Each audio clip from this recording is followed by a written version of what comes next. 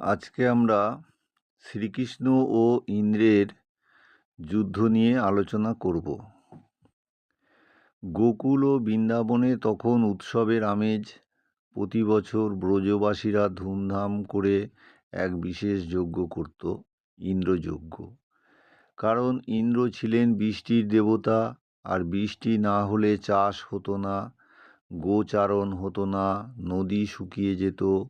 তাই ইন্দ্রকে খুশি রাখাই ছিল তাদের ধর্ম ও অভ্যাস। একদিন 7 বছরের শ্রীকৃষ্ণ তার গোপ বন্ধুদের সঙ্গে খেলছিলেন। হঠাৎ দেখলেন গোটা ব্রজবাসী খুব ব্যস্ত। যজ্ঞের জন্য প্রসাদ তৈরি হচ্ছে, বেদ পাঠ হচ্ছে, ঘোড়া সাজানো হচ্ছে। কৃষ্ণ তখন মা যশোদার কাছে এসে জানতে চাইলেন, মা, এত আয়োজন কিসের? যশোদা বললেন, বাবা, এটা ইন্দ্রযজ্ঞ। ইন্দ্রদেবকে খুশি না করলে তিনি বৃষ্টি দেবেন না, আমাদের ফসল নষ্ট হবে। কৃষ্ণ কিছুক্ষণ চুপ করে রইলেন, তারপর বললেন, ইন্দ্রকে কেন পুজো করব? বরং আমরা যাদের থেকে সরাসরি উপকার পাই, গরু, গোচার ভূমি আর গোবর্ধন পর্বত, তাদের পুজো করা উচিত। এই যুক্তি ছিল অনন্য এবং যুক্তিসঙ্গত। কৃষ্ণ সবাইকে বুঝিয়ে দিলেন, প্রকৃতি ও জীবজগতই আসল দেবতা। ব্রজবাসীরা কৃষ্ণের কথায় রাজি হলেন। তারা এবার ইন্দ্রের বদলে গোবর্ধন পুজো করলেন। গরুদের স্নান করিয়ে সাজানো হলো, গোবর্ধন পাহাড়ে নানা রকম ভোগ নিবেদন করা হলো। কৃষ্ণ নিজেই সেই ভোগ গ্রহণ করলেন গোবর্ধন রূপে। এই খবর যখন স্বর্গলোকে ইন্দ্রের কানে পৌঁছালো, তিনি প্রবল রেগে গেলেন। বললেন, এই শিশু কৃষ্ণ আমার ইজ্জত নষ্ট করেছে।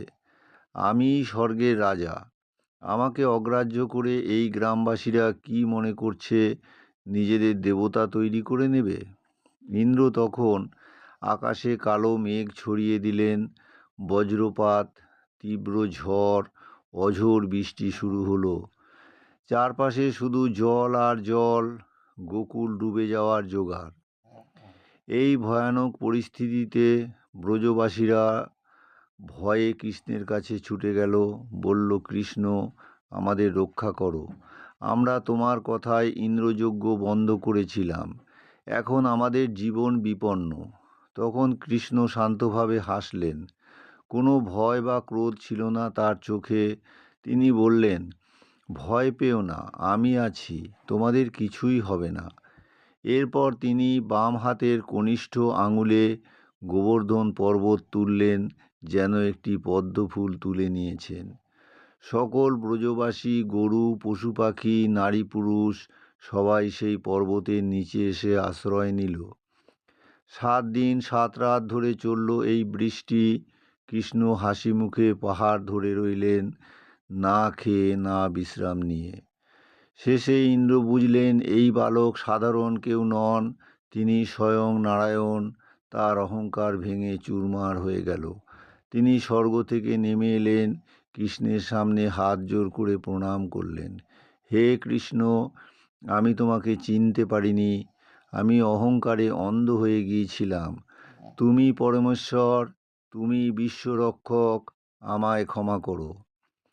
কৃষ্ণ হাসি মুখে বললেন, ইন্দ্র, তোমার কাজ হলো সেবার মাধ্যমে সৃষ্টি রক্ষা করা, শাসন করা নয়।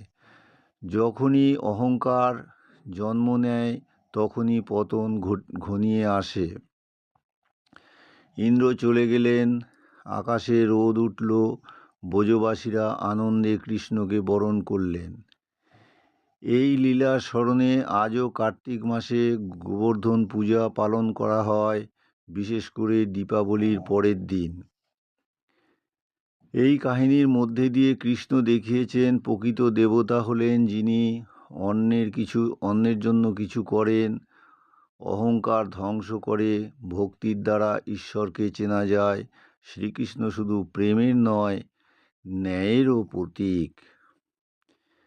শ্রীকৃষ্ণ ইন্দ্রের এই দ্বন্দ্ব কোনো অস্ত্রযুদ্ধ নয়, ছিল অহংকার বনাম প্রেম ও যুক্তির যুদ্ধ, যেখানে জয় হয়েছিল সত্য, বিনয় আর দয়ালু শ্রীকৃষ্ণের।